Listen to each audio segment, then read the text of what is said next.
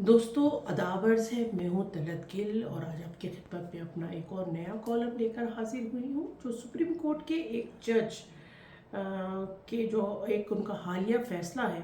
Justice जज जो है बाकर रज़ा नजफ़ी, जो उन्होंने नूर मुक़द्दम केस के सिलसिले में अपना एक फ़ैसला दिया और उसमें उन्होंने एक इजाफ़ी नोट भी दर्ज किया।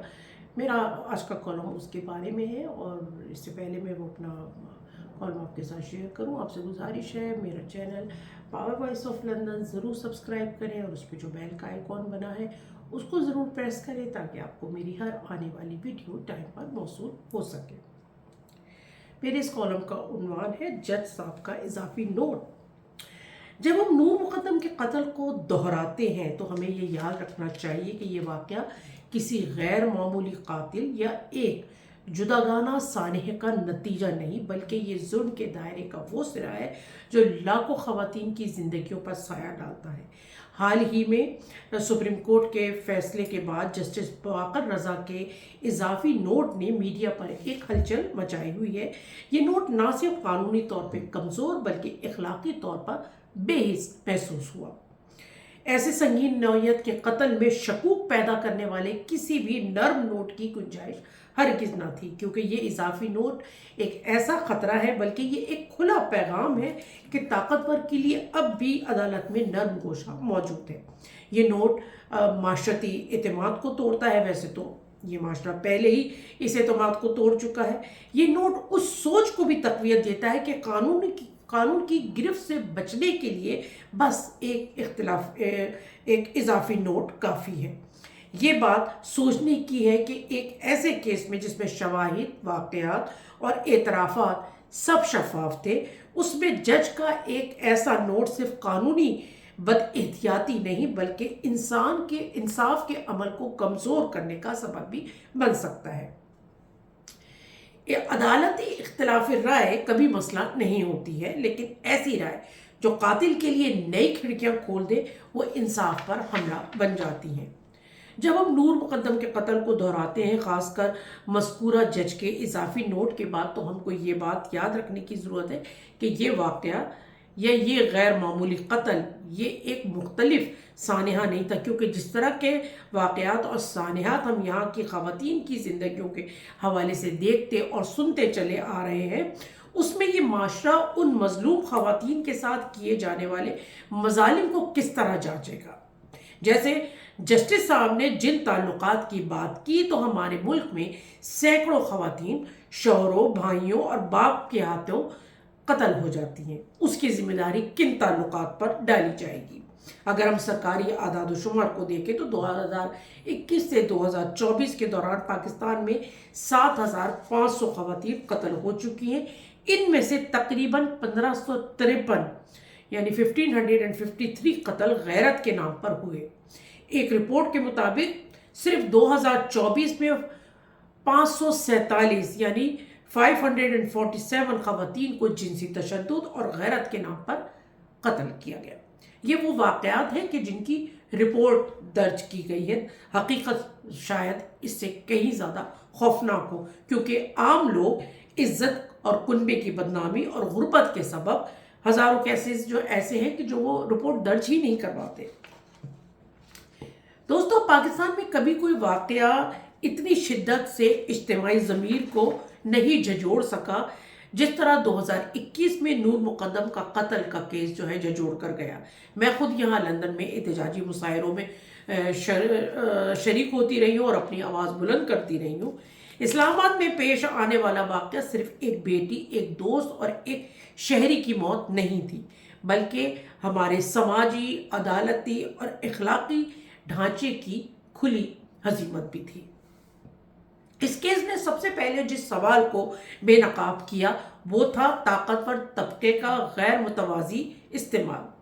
मुजरिम एक मुतमव्विल घराने से ताल्लुक़ रखता था जिसके पास वसाइल, ताल्लुकात और माशरती असर व रसूख दोनों मौजूद थे। ये केस बार बार याद दिलाता है कि पाकिस्तान में इंसाफ का रास्ता अक्सर तबकाती दीवारों के पीछे रुक जाता है और बाज़ अफराद समझते हैं कि उन्हें इस्तिस्ना हासिल है, यानी वो कानून से बालातर है। और अब 27वीं आईनी तरमीम के बाद जिस तरह ریاست کے چند کرتا دھرتاؤں کو آئینی استثناء حاصل ہو گیا ہے، یہ ایسی ہی مثال ہے کہ تم کچھ بھی کر لو، تمہارا باپ بھی ہمارا کچھ نہیں بگاڑ سکتا۔ لیکن اس کیس میں ایک غیر معمولی پہلو سامنے آیا، یعنی سماجی دباؤ۔ میڈیا کی توجہ اور سول سوسائٹی کی آواز نے وہ کام کر دکھایا جو کبھی عدالت کی چار دیواری کے اندر ممکن نہیں تھا۔ کیونکہ نور مقدم خود بھی ایک بااثر خاندان سے تعلق رکھتی تھی، اس لیے ان کے خاندان نے دباؤ میں آ کر بھی اس کیس کو آخری نہج تک پہنچایا۔ نہیں تو ہم نے پاکستان میں ہزاروں سائلین کو رلتے ہی دیکھا ہے۔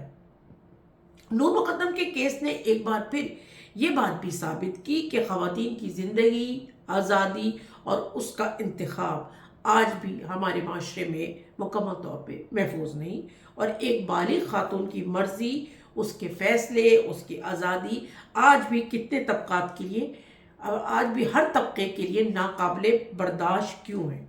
کیوں خواتین کو محفوظ رہنے کی ذمہ داری خود اس کے کندھوں پر لاد دی جاتی ہے، جبکہ تشدد کرنے والا مرد ہمیشہ ہر سماجی آسائش سے مستفید ہوتا رہتا ہے؟ گو کہ یہ ایک تلخ سوال ہے، مگر اس پر ہمیں سوچنے کی ضرورت ہے۔ اس کیس نے یہ بھی واضح کیا کہ خواتین کی حفاظت صرف گھر کی چار دیواری یا پولیس کی گشتی جو گاڑیاں ہیں اس سے ممکن نہیں، کیونکہ ریپ کیسز کی جو اکثریت ہے اس میں گھر کے افراد یا قریبی رشتہ دار ہی ملوث ہوتے ہیں۔ تو گھر میں جب محفوظ نہیں ہے تو باہر آپ کچھ بھی کر لیں تو وہ تو بہت زیادہ ہی عورت جو ہے غیر محفوظ ہے۔ یہ تب ممکن ہے جب قانون بلا امتیاز حرکت میں آئے، معاشرہ خواتین کو برابر کے درجے کا شہری تسلیم کرے، مردانگی کی بگڑی ہوئی تعریف کو بدلا جائے، والدین اپنے بیٹے اور بیٹیوں کو ایک ہی اصول سکھائے۔ سب سے اہم بات کہ ذہنی صحت کو سنجیدگی سے لیا جائے اور ہر ذہنی بیماری کو مردانگی سے نہ جوڑا جائے۔ پاکستانی ہیومن رائٹس کمیشن اور دیگر انسانی حقوق کی تنظیموں کی رپورٹس یہ واضح کرتی ہیں کہ جہاں بڑی تعداد میں خواتین قتل اور جنسی زیادتی کا شکار ہو، مگر سہارا دینے والا نظام، قانون، پولیس اور عدلیہ اتنے نااہل ہو کہ عدالتی انصاف ایک خواب ہی بن کر رہ گیا ہے۔ ایک ایسا مجرم جو طاقت، اثر و رسوخ اور طبقاتی بالاتری سے آراستہ ہو، اس پر سزا کے بجائے شکوک پر غور کرنا صرف ایک فرد کو معاف کرنا نہیں، یہ پورے نظام کو قاتل بنانے کے مترادف ہے۔ اگر عدالتوں کے فیصلے اور رائے اسی کشمکش میں جھولیں گے، اگر غیرت، روایات اور طاقتور خاندانوں کے اثر و رسوخ کے خلاف عدالتی کارروائی نہ کی جائے، یا انصاف کے الگ الگ متوازی نظام چلیں گے، جیسے شریعت کورٹس، آئینی عدالتیں اور برطانوی جو عدالتی نظام ہے وہ، تو قتل کے رجحان کو کمزور کرنے کے بجائے مزید تقویت ملے گی۔ جیسے قندیل بلوچ کے قاتل بھائی وسیم کا رہا ہونا، شاہ زیب کے قاتل شاہ رخ جتوئی کی رہائی، ناظم جھوکیوں کے قاتل آج تک کھلے عام دندناتے ہوئے پھر رہے ہیں، اس نظام کی کمزوریوں کو یہ ساری چیزیں ظاہر کرتی ہیں۔ اور میں نے یہ صرف چند مثالیں پیش کی ہیں، ایسی لاتعداد مثالیں ہمارے ارد گرد موجود ہیں۔ یہ کیس صرف ایک قتل نہیں بلکہ ایک تنبیہ تھی۔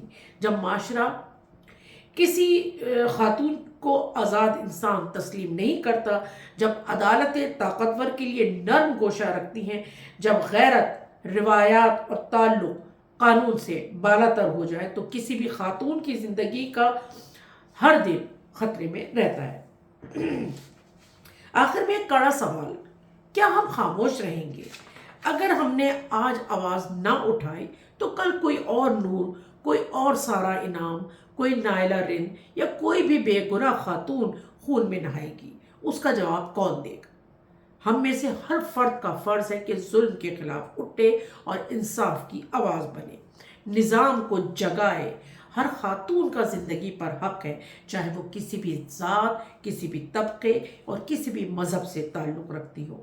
ورنہ یہ قتل، یہ تشدد، یہ عدم مساوات صرف اقساطی ظلم نہیں بلکہ معاشرتی سرمایہ داری ہے جو خواتین کی زندگیوں پر سود لے رہی ہے، اور ہم اس سود کی ادائیگی ہر روز کرتے ہیں بغیر شکایت اور بنا آواز نکالے۔ میرا یہاں بھی یہ بھی مطالبہ ہے کہ جسٹس باقر رضا کے جو اضافی نوٹ ہے اس کی جانچ کروائی جائے اور ان پر اس سلسلے میں کارروائی کی جائے۔ اس کے علاوہ خواتین کے قتل کے کیسز کے لیے خصوصی تیز ترین عدالتیں قائم کی جائیں، طاقتور ملزمان کو تحفظ دینے، شواہد میں مداخلت کرنے اور پولیس پر اپنا دباؤ ڈالنے والوں کو ریاست کے خلاف مجرم قرار دے کر ان کے خلاف کارروائی کی جائے۔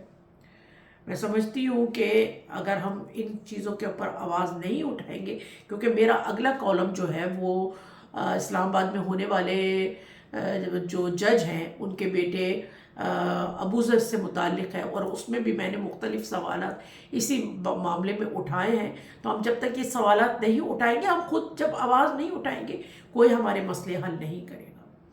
اس پہ سوچئے۔ بہت شکریہ۔